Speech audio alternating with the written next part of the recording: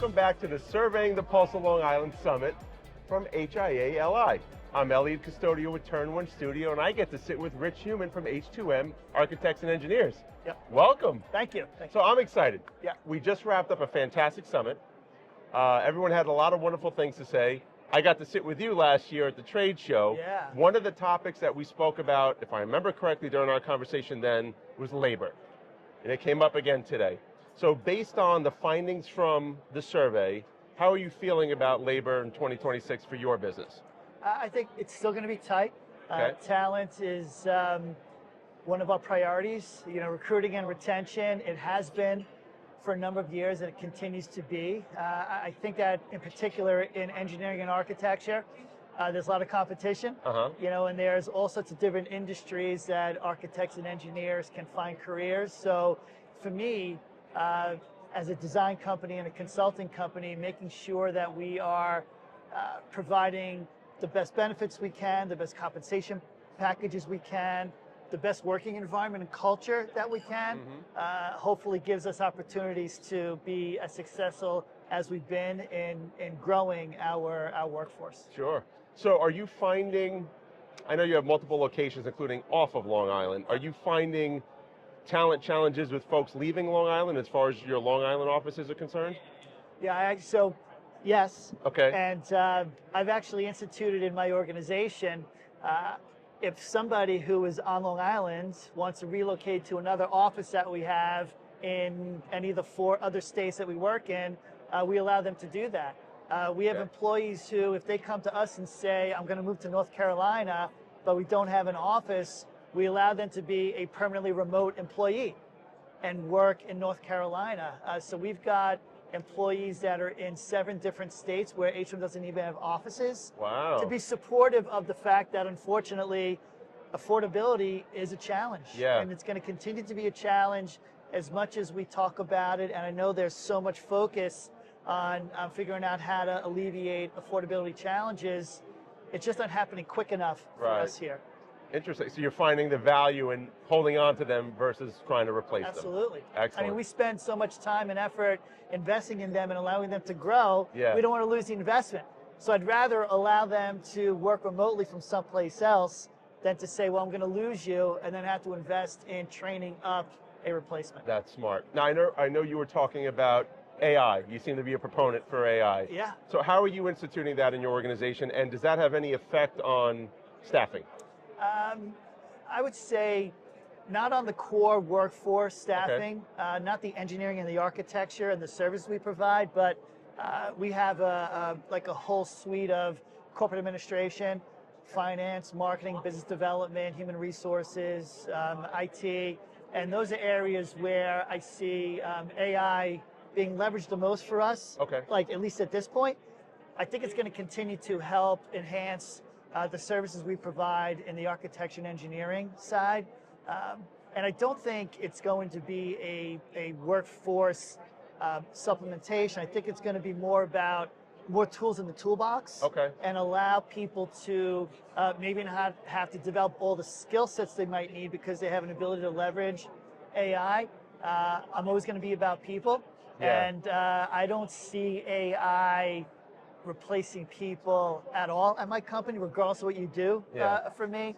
I view it more as an evolving tool that I encourage all of our employees to figure out how to leverage it so that they can do their job as effectively as they can. Fantastic. That's a very mature outlook. As I've spoken to people before, they have a much different view today than they did a year ago on AI. I think there's a little less fear and more understanding of how they can implement it. It's not about replacing people. Yeah, we're all getting more comfortable with it. And I think there was an initial overwhelmed feeling that you had because you know, everybody was rushing to adopt and rushing to answer the question, how are you using AI, when it really hasn't been fully vetted based on the industry. And there's a lot we don't know. And that's fair, right? Because you think if you're not leveraging it, but your competition is, well, you're going to fall behind, and you don't want to fall behind. Right. So I think that the rush has subsided. I think, at least for us, we're very confident and comfortable in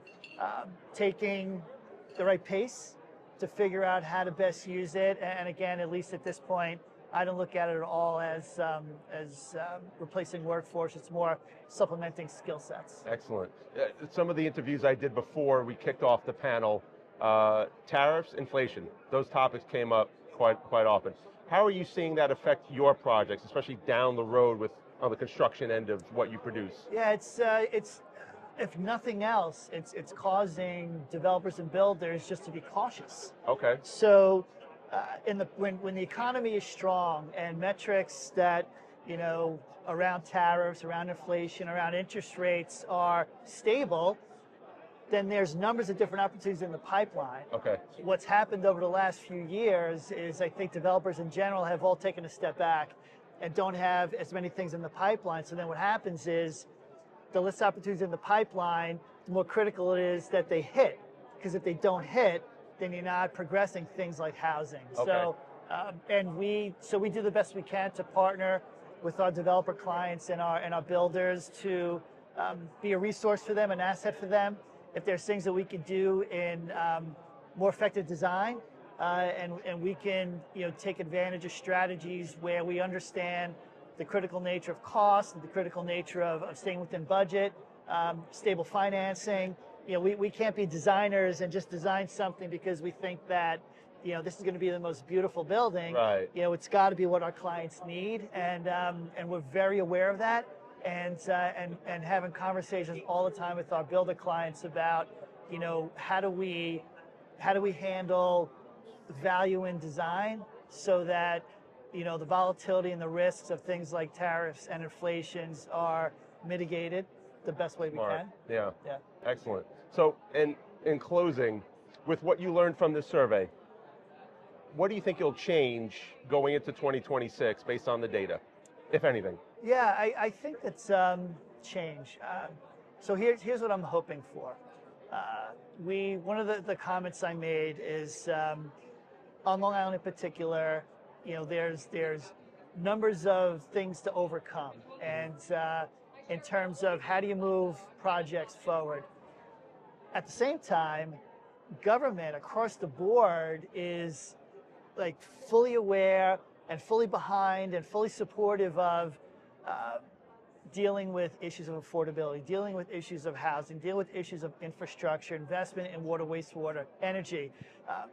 So we need to figure out how to create the space and allow the momentum to fill 2026 so that we can be executing on all the policies that our elected officials have prioritized. Right.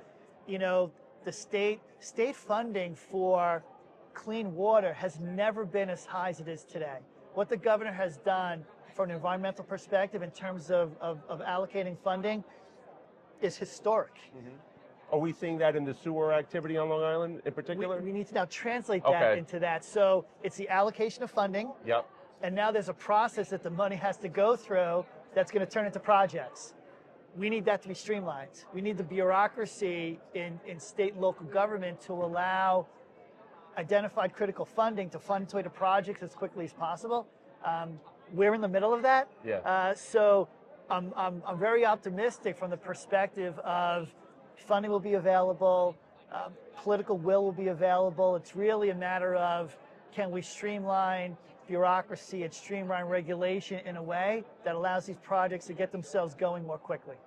Makes sense. Yeah, I hope so. Love it. Yeah. Thank you for your time. You're welcome. This is awesome. You're welcome. Good luck. Thank you.